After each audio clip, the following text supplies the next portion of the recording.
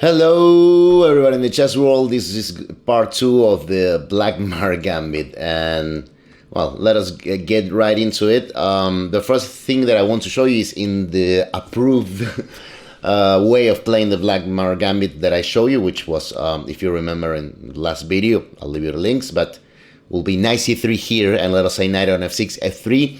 One detail that I want you to see is that you can try to, in case after d4 black plays knight on f6, well, you can try to insist on the Blackmar Gambit because you can play f3 here.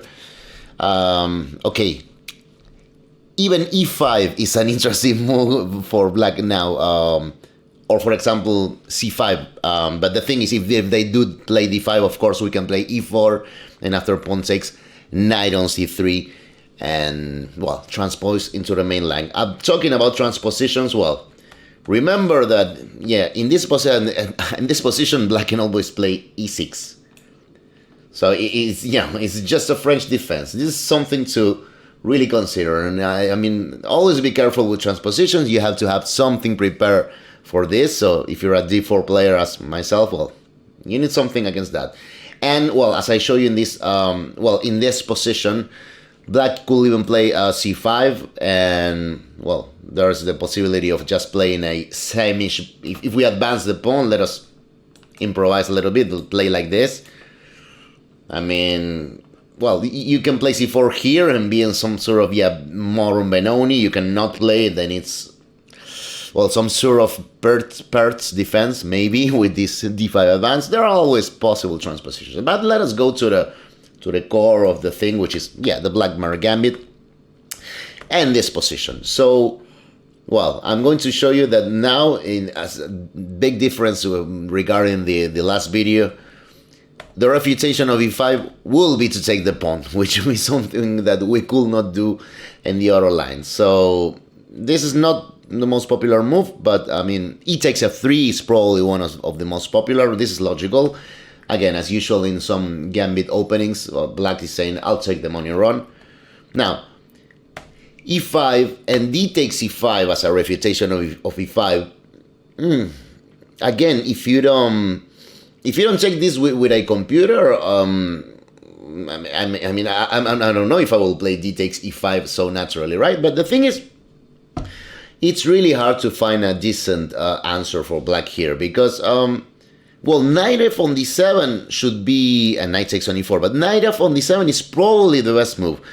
It's amazing how, the exchange of queens, which will look like a logical good move for black, well, it's not so far away from losing for black. And it's amazing. We just take it with the queen and you say, what do you mean it's such a bad position? Well, we're going to recommend knight g8. This is the first thing. We have to recommend a really sad move for black. Okay, against knight h5, you can all see that g4 is trapping the knight. But, okay, I'll show you a few more moves because the history doesn't end up there. I mean, black could play pawn takes. And, well, they're just simply threatening bishop takes on g4, mostly saving the knight. So we should take it. And now bishop on g4, threatening f2 check. It's good to know, again, thanks to the computer, which will show me the most precise way. Just king on e1, it's a good enough position. Because bishop c5 is the other thing that black does. It's like saying, okay, we're going to be a piece down, but we want to develop an attack in the pieces. And knight on e4 is key because, again, we're stopping this f2 and threatening the bishop. And so after bishop on b6, there are a lot of moves here, but one of my favorites is just h6, more like a crazy house move. But yeah, not only preventing bishop takes on h5, but using this pawn. So in here, white is maybe not winning, close to winning. So still, I mean, I'm sure almost nobody will play knight on h5 here. They will probably just see g4 and say no.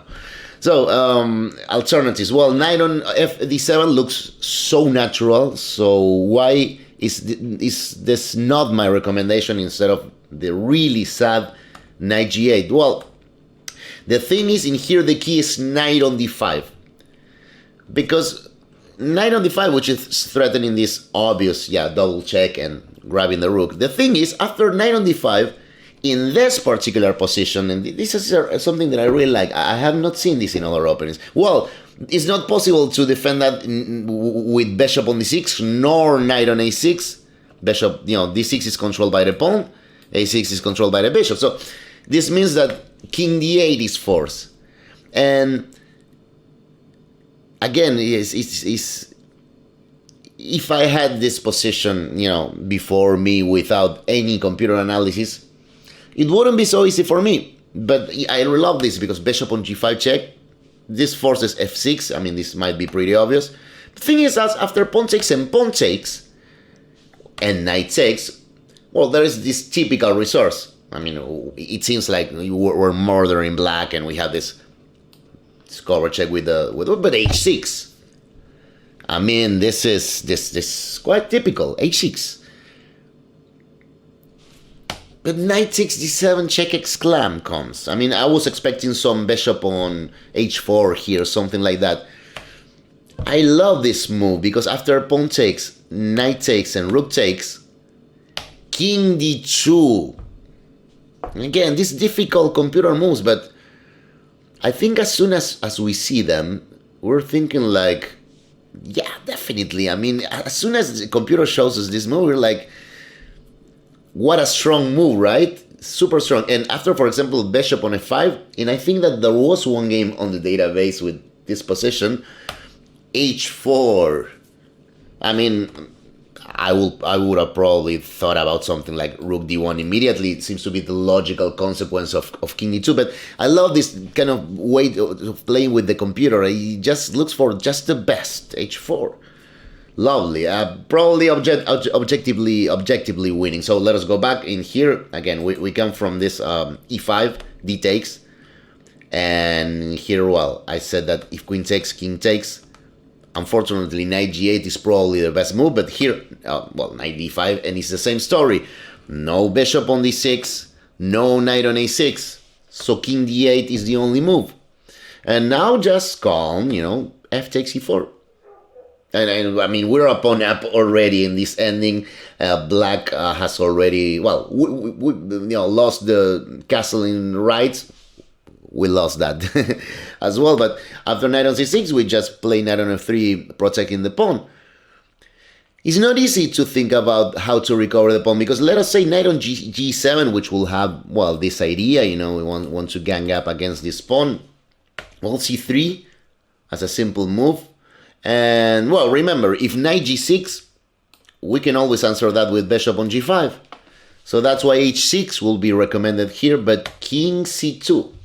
So you see, this is the thing, yeah, we both lost the right to castle, but this is the thing that I like with this move, c3. So we vacated the c2 square for the king, and now, yeah, now we have a nice king. Black still doesn't have a nice king. And if now knight on g6 to recover the pawn, I love the way sometimes computer plays. It's so just bishop on f4. It's just come to papa. Yeah, take the bishop, take the pair of bishops. But the pawn is safe. Rook d1 is coming. Our remaining bishop is nice. These two knights are super fine. It's amazing, really. I mean, it was really surprising for me how e5 is almost unplayable for black. Amazing. Okay, I don't want to forget, after e5, pawn takes. So knight fd7. I mean, this will be probably maybe the best move. Again, we probably should not exchange queens with black here. But, yeah, now we can just play knight takes e4. Well, if they recover the pawn immediately, again, we exchange. Bishop on f4, clear advantage for white. We can castle, black cannot. We develop the piece. Pressure on c7, pressure on black's king. So going back, computers show me some queen on h4 check, but we can just play g3. And if queen on e7, well, let us play f4. I understand that in a practical game, this might look a little bit unpleasant, but if you look in detail, you'll see that, well, it's not so easy to play for black. Like, I guess I will think about some f6 looks like a move that I will think about here, like intuitively with black. But I mean, every move is good for white. Knight f3, bishop g2, bishop d3. White's just winning. And another idea is if queen b4 check in here, well, knight c3. And now white's definitely just winning in here. So, okay, it's fine. It's refutation of e5. Let us go back and I'll show you. Well, in here, as I said, this e5 is not the most popular move. E takes f3 and knight takes f3, although queen takes f3 is playable. I'll definitely recommend knight takes on f3. This is the initial position of a Blackmar Gambit in general terms. I mean, maybe it's the position that we see more often. There are a lot of moves here. I want to show you just a couple of them. For example, a bishop on f5 looks like a nice try. Again, black wants to, after taking the pawn, solidify everything with e6, so why not putting the bishop out before doing that? It's so totally logical. And bishop on d3, there are a lot of ways to play this with white, and bishop on d3, again, initially might seem counterintuitive. Well, we're exchanging our good bishop for the black's bad bishop, and also we're exchanging pieces when what we want for the pawn in a way is the attack. Well, yeah, but if they take it, and they kind of do, because if e6 we can just double pawns, well, this is already with just one quick development. Let us say c6 to be solid, you know, and just hold this d5. Here we got basically the same plan with white, but we can execute it with short castles or with long castles, and it's up to you. So let us say short castles immediately. Knight bd7, bishop f4, e6, rook a, e1.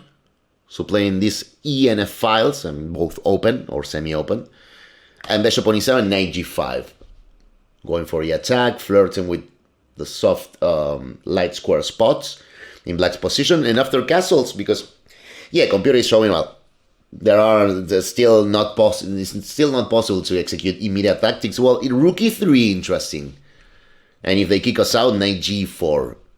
When we already see again an attack in here. But as I said before, let us go back to here, because we could try to go for this exact same line but with long castle. So we'll start with bishop on g5, which also invites black to answer with knight bd7, because, well, we might just be thinking about blowing up this guy and then going long castle. So let us say knight bd7 and long castle. So after e6, we can play more or less the same. So rook h1, now we play on the G and E files, yeah. And after bishop on e7, king b1, castles, rook e3, interesting again. I like this, computer showed this rook e3 in both lines, because it's like, this rook lift, like, it's looking to the third rank, which, yeah, black has castle short, so this is also important. And we might be thinking also about doubling up the rooks on the e-file. So really cool. As you can see, this famous e5, it doesn't seem to be working. It doesn't seem to be never working against the Blackmar Gambits. But that is one of the reasons why I love this Gambit so much. I know a lot of players that haven't. Well, I have not gone deep into the Blackmar's Gambit, mostly with black. So if you talk about, you mentioned that Gambit to some people, and Blackmar's Gambit, refuted. Is it? I mean, I don't think so. So thanks a lot for watching. I'll leave my cat Citronette as usual to ask you to like, comment, share, and subscribe, and I'll see you next time. So see ya.